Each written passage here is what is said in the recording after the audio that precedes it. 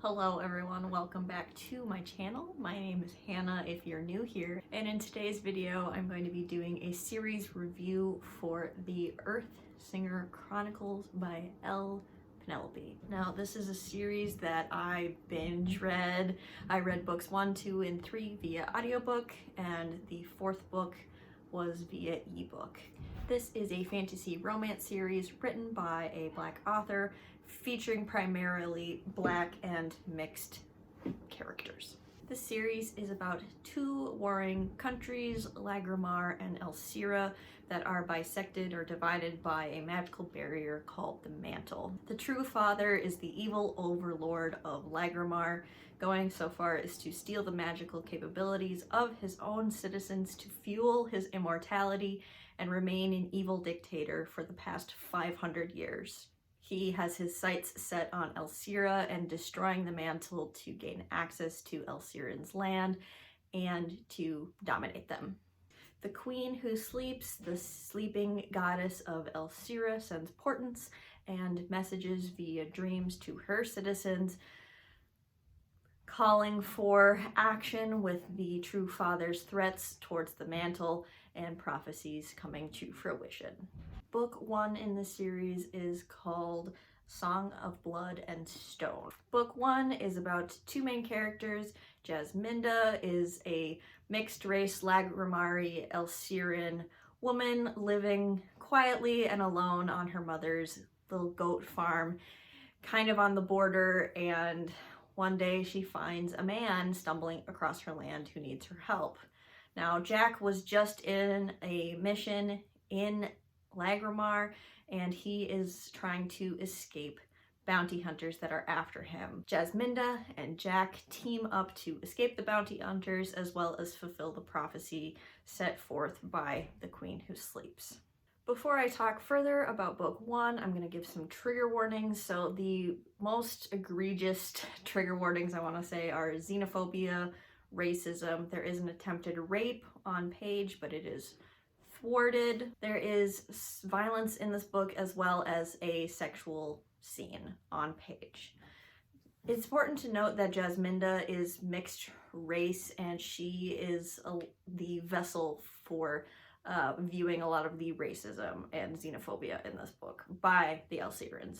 I would classify genre-wise this book as a fantasy with a intense romance subplot, but I don't know, I'm not really a fantasy romance person, so I don't know if I can say if this is truly fantasy romance or romantasy or not. The world building is really cool. It's kind of based on 1920s technology, so they have rudimentary cars and telephones and the radio, as well as magic. The magic is known as Earthsinging, which is a form of life magic, so they can connect to the earth as well as people, the energy within a living person, in order to heal and help people.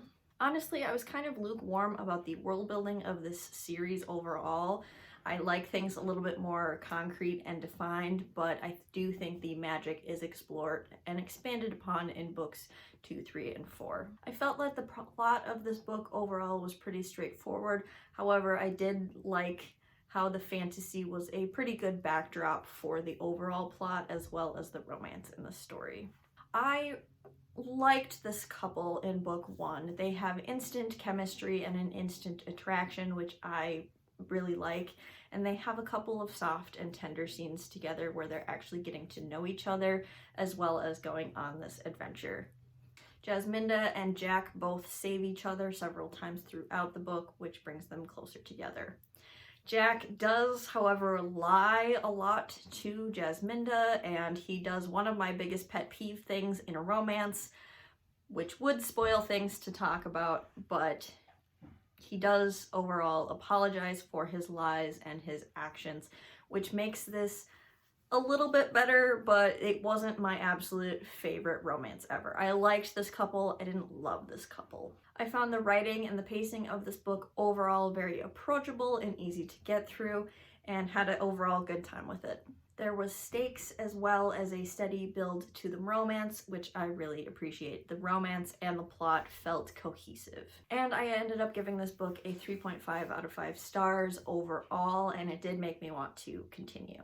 Now, while I was at the thrift store, I did manage to get a copy of book 2, which is Whispers of Shadow and Flame by Penelope, and so I have book 2 of this series, but none of the other books. I am going to be discussing book 2 in a little bit more detail than I normally would with a sequel, because book 1 and book 2 happen at the same time.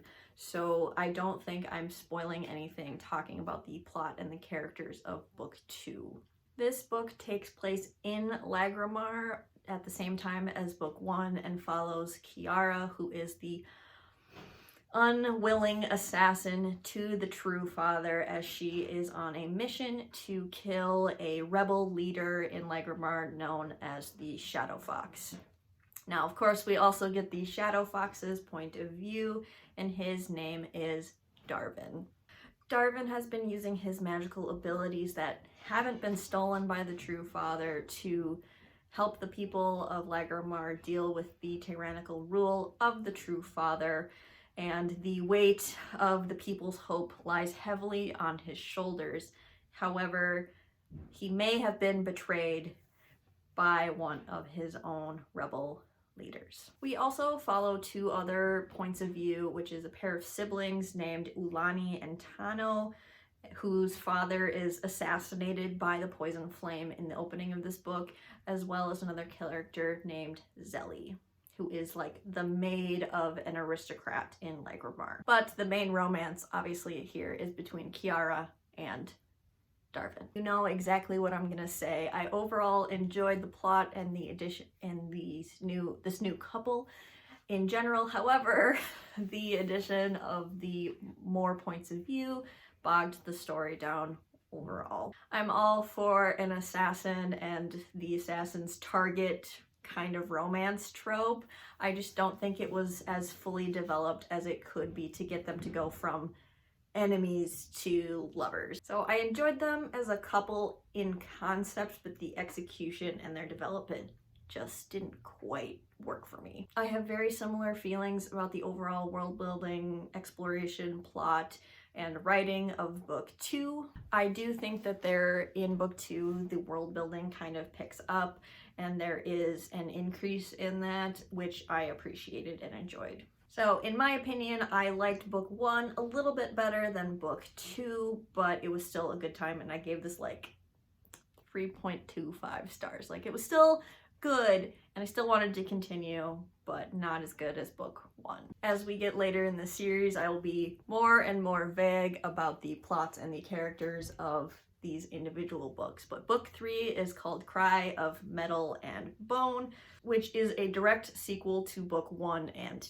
2, since they happen at the same time. We follow many, many more points of view in this book, which, you know, is not my favorite. The main romance point of view I'm going to be discussing is his name is Ty. He is a smuggler, and there is also an aristocrat who shows up from book 1 who is the main love interest, but in this review I don't want to spoil who that is, so I will just say the aristocrat or the love interest moving forward. So Ty and the aristocrat are essentially sent on a mission to track down some political criminals who have fled to another country, essentially. Honestly, I love this romance dynamic so much between these two. I am feral for it. It's like a you touch her and you die type situation, which I normally don't get into, but these two, I think it really, really worked.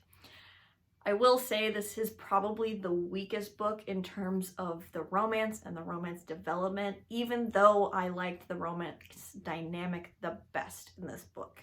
However, I will say the increase in quality in the plot and the characters overall, and the world building, as well as the politics and the politicking that happens in book 3, made book 3 my favorite of the entire series. Not just because I enjoyed the romance the most, but because I thought the politicking was really ramped up in this book, which is one of my favorite aspects of this type of epic fantasy. And I ended up giving book 3 4 stars overall. I really liked book 3 in this series.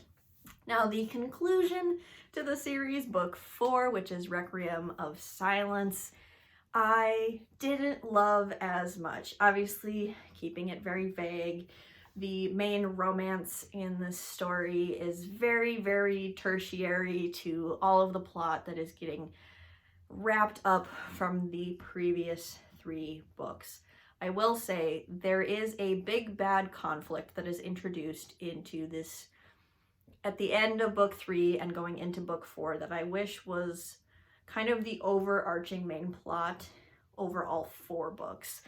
It seemed rushed. The stakes didn't seem high because it seemed like this conflict just kind of came out of nowhere. So in my personal opinion, I would have appreciated if this big bad plot line had been more evenly distributed across all 4 books to make it feel like it was a steady build all the way to the end of book 4. We got an additional point of view in this story, which was written in second person from the villain's point of view, which I thought was an interesting choice, but not a choice that I particularly enjoyed.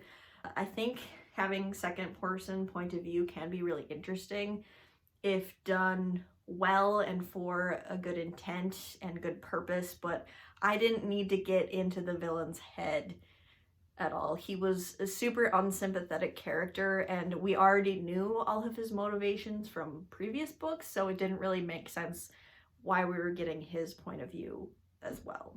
This also does a really annoying thing where one of the characters levels up and is able to master their magic really, really quickly right before their final battle. So they had been struggling with their magic all the way up until the very end, and then it like clicks, which is just kind of a pet peeve of mine, and it is very convenient.